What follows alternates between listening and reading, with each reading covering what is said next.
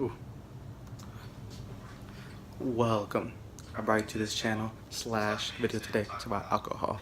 Not in the way you might think though. We're not going to be talking about the varieties of alcohol like beer, IPAs, wine, liquor, things like that. We're actually talking about the effects of alcohol on our skeletal muscles. More so on how it affects the protein synthesis of the skeletal muscle. First, to describe what muscle protein synthesis is. Muscle protein synthesis is a response within the body from a stimuli, whether it's nutritionally or through exercise. mTOR is the primary protein that promotes protein synthesis, which allows the muscles to grow and rebuild itself to establish new muscle. Within the muscle, there's also other little proteins that might help aid with the structure of the muscle, as well as contraction force and things like that.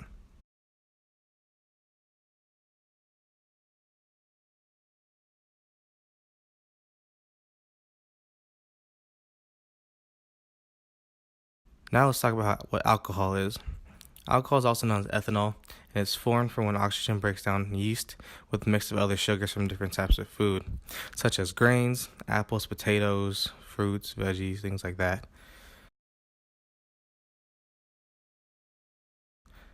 Alcohol causes myopathy, which is a result of alcohol and how it inhibits MPS, which also stands for muscle protein synthesis.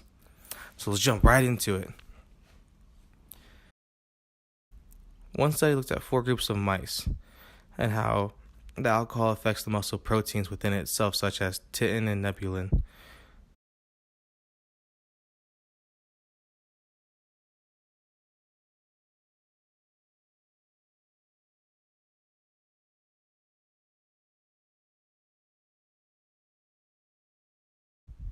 Looked at 4 groups of mice, male females that consumed alcohol and male female mice that had pair fed.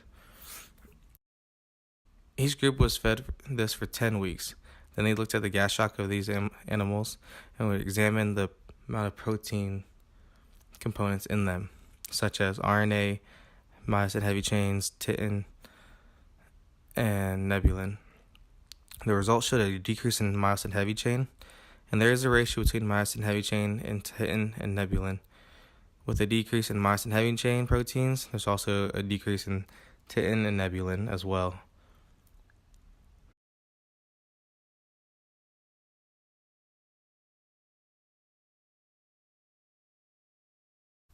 Now let's directly look at the relationship between mTOR and alcohol. We have another study that looked at mice because mice's muscle group or muscle components or structure is very similar to of ours. So they had a total of about 7 to 10 mice in the experimental group that consumed alcohol and 7 to 10 in another control group that didn't. They had more of a sterile saline solution. The experimental group was administered 3 grams of alcohol per kilogram of body weight, as the control group had 0.9% sterile saline. After that, the mice were sedated, and then electrodes were connected to their sciatic nerve to perform a stimulus. The stimulus repetition was 10 sets of 6 contractions with 10-second rest in between contractions and 1 minute rest between sets. The result of the studies was at 3 different time slots: 30 minutes, 4 hours, and 12 hours after the contractions. At 30 minutes, the experimental group had alcohol in their system that suppressed mTORC1 signals compared to the control group. Again, when analyzed at 4 hours, there was no mTOR signaling again. And at 12 hours, there was actually no alcohol in the system, which means mTOR would be able to signal protein synthesis after that point. The control group had a decrease in 17% of protein synthesis in the first 30 minutes, but then a rise of 11% at 4 hours, as well as another increase at 12% at 12 hours.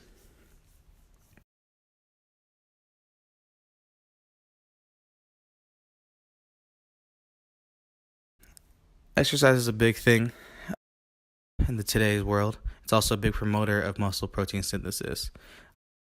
Whether it just be walking around, or actually physically going to the gym and using training to increase muscle size and growth and strength and things like that. But the consumption of alcohol after a good workout actually dampens the effects. So the commercial of drinking a low-calorie beer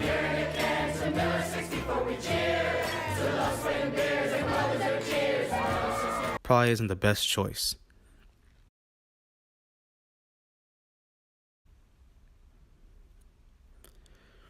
So another study called Alcohol Ingestion Impairs Maximal Post-Exercise Rates of Myofibrillar Protein Synthesis Following a Single Bout of Exercise Concurrent Training, conducted by Evelyn B. Parr, Donnie M. Camara, various others. Looked at the effects of alcohol in human subjects rather than mice this time. They took 8 healthy individuals, male individuals, who took part in regular exercise for about 3 times a week for more than 6 months. The subjects performed a bout of exercise and consumed alcohol directly after, and 4 hours after exercise. They did leg presses as their exercise, and then what they consumed after was a mix of alcohol carbohydrates and alcohol protein. Basically, the results of the study shows an impair in protein synthesis during the recovery phase. Regardless if they had a good nutrition diet that promotes a good recovery, the alcohol still impair the protein synthesis after that.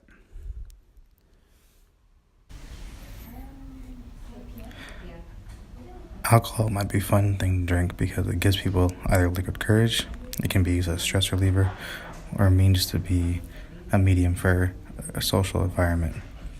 But when consumed, it does have effects on your potential of growing new muscle and having that muscle actually synthesize and adapt and get bigger and stronger and things like that. With this better understanding, knowing how alcohol actually affects protein synthesis, you have an idea where it's not good to either consume it before nor after any exercise or any daily activities if you're trying to see any improvements in size of muscle or improve your muscle overall. Also, another side effect with drinking too much alcohol is that it can cause liver failure, produce alcohol poisoning, vomiting, dehydration, things of this nature. So basically, in conclusion, based on the finding, alcohol isn't worth consuming if one is looking to progress in muscle strength or size. I stated earlier, is used for more temporary effects. It also negates the work that one does when trying to see improvements in the size or strength. Since this suppresses the signaling of the muscle-stimulating hormone, it would be anti-productive to drink after exercise or during or before, anything like that. Also, as mentioned earlier, muscle proteins that are actually in the sarcomere also get affected by this, which is key in the actual structure of the sarcomere itself. It lowers the myosin heavy chain counts, which reduces the titin and nebulin as well. This could change how strong the muscle actually contracts and synthesizes and overall things like that.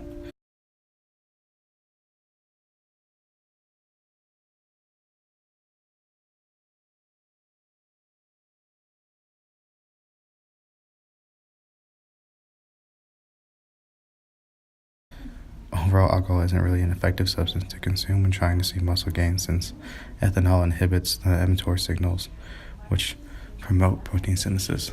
Thank you.